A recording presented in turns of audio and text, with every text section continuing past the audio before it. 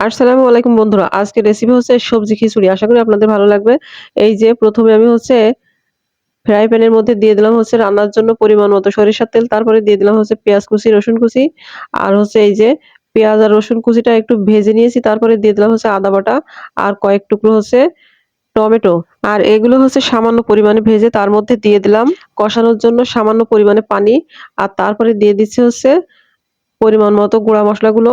আর গুঁড়া মসলার মধ্যে আছে হলুদের গুঁড়া, মরিচের গুঁড়া, জিরা গুঁড়া, ধনিয়া গুঁড়া আর আছে গরম মসলার গুঁড়া। আর তারপরে দিয়ে দিলাম স্বাদ মতো লবণ। আর এখন মসলাটা সুন্দর করে কষিয়ে নেব। আর এই যে মাশাআল্লাহ মসলাটা কষানো হয়ে গেছে। এখন আমি দিয়ে দিলাম সবজি। সবজির মধ্যে বেশি কিছু না।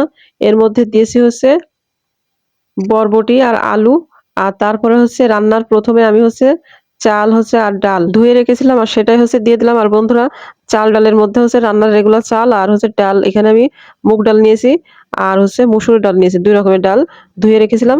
আর সেটা এই যে সুন্দর করে দিয়ে ভাজা, ভাজা করে কষিয়ে নিলাম। তারপরে এই যে রান্নার জন্য দিয়ে দিলাম পরিমাণ মতো পানি। আর সবজি খিচুড়িটা একদম লেটকা মানে পাতলা হবে না। একটু ছাড়া, ছাড়া হবে। তাই যে পরিমাণ পানির প্রয়োজন সেই পরিমাণ পানি দিয়ে দিলাম।